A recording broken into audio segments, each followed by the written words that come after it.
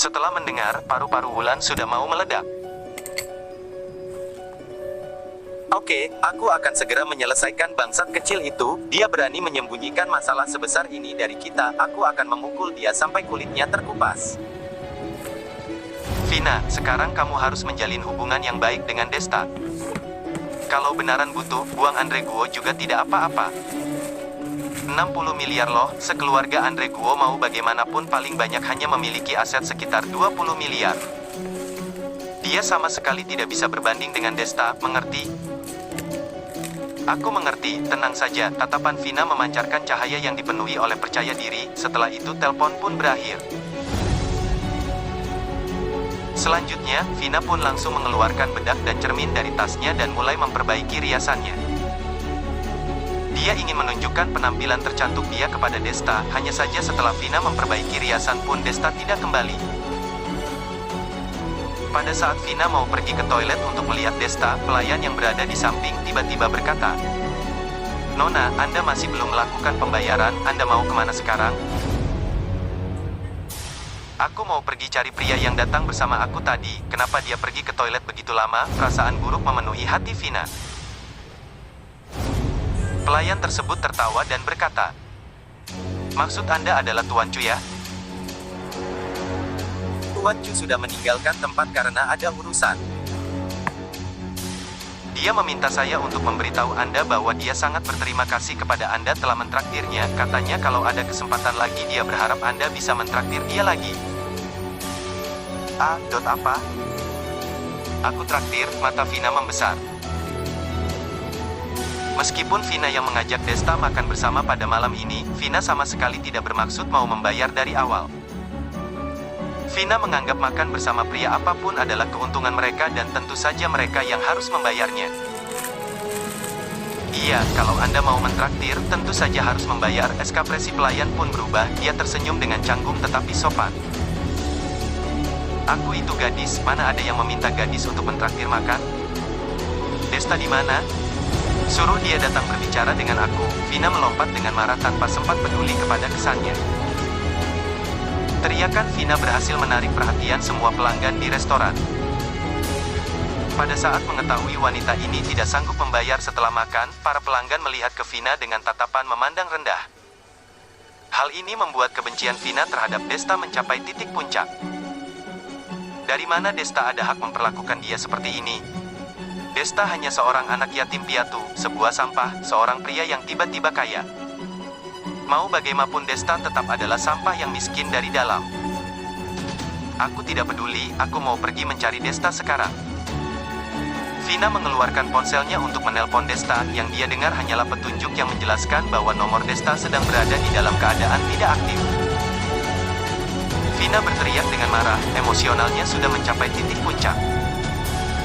Demi menunjukkan ketulusannya, Vina sama sekali tidak meragu waktu Desta memesan makanan, bahkan Vina sendiri menambah beberapa lobster Australia dan bertanya kepada Desta berulang kali apakah makanannya cukup. Jadi mau bagaimanapun, makan malam kali ini paling tidak juga memakan biaya ratusan juta. Ratusan juta loh, dari mana Vina ada uang sebanyak ini? Sementara ekspresi pelayan langsung tenggelam setelah mendengar kata-kata Vina.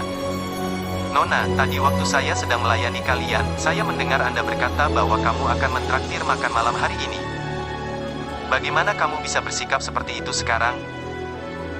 Selain itu, setelah keluar dari toilet, Tuan Chu berdiri di belakang kamu beberapa saat sebelum meninggalkan tempat. Pada saat itu kamu sedang menelpon dan tidak memperhatikan dia. Sekarang kamu malah ribut dengan saya tentang hal ini. Saya mau kemana untuk mencari Tuan Chu? Yang penting sebelum melakukan pembayaran hari ini, Anda tidak diperbolehkan untuk pulang." "Aku membayar dengan koin." Vina menginjak dengan cemas dan mendorong pelayan dengan kuat untuk meninggalkan tempat. Pelayan dari tadi sudah bersikap waspada, dia melambaikan tangannya ke arah luar restoran dan beberapa petugas keamanan segera melingkari Vina. "Kalian mau buat apa?" "Aku itu anggota keluarga Chen daerah Sanbaku." Vina yang panik langsung memberitahu mereka asal-usul dirinya.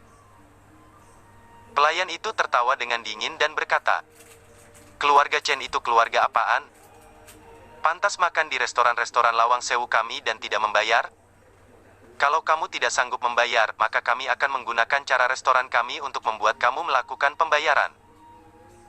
Setelah itu, pelayan langsung memberi kode mata kepada sekelompok petugas hitam dan selanjutnya mereka langsung menarik Vina meninggalkan restoran Lawang Sewu tanpa peduli seberapa besar pembantahan Vina. Pelanggan lain yang melihat Vina dibawa pergi juga tidak memiliki maksud mau menolong mereka.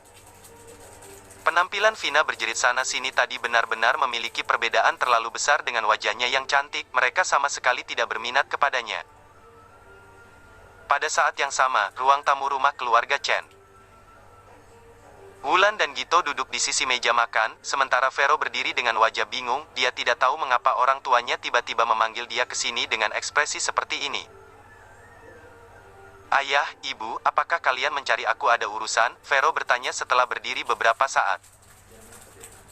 Vero, malam ini kamu berkata secara tulus saja, apakah kamu benar-benar ada menganggap kami sebagai orang tua? Kali ini, yang bersuara duluan adalah Gito, pria yang biasanya tidak memiliki hak berbicara. Ekspresi Gito terlihat sedih dan kecewa.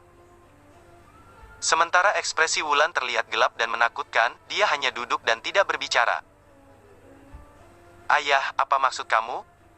Bagaimana aku tidak menganggap kalian? Vero bertanya dengan wajah tidak mengerti.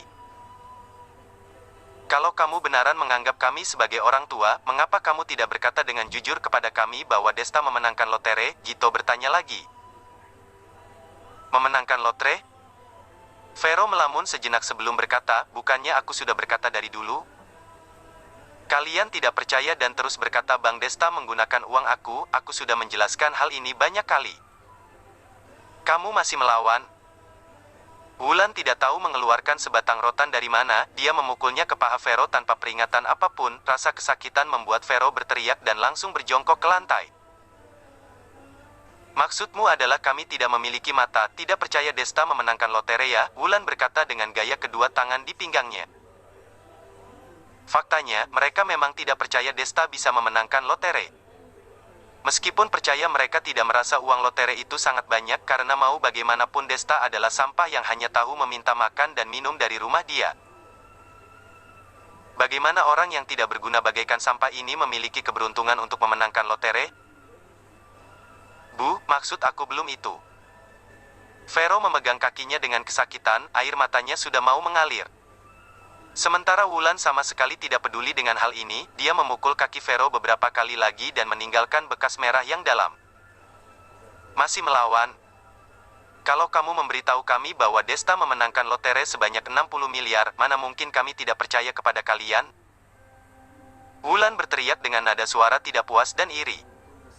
Jelas dia tidak bisa menerima mengapa Desta yang hanya tahu makan dan minum di rumah mereka memiliki keberuntungan sebaik ini.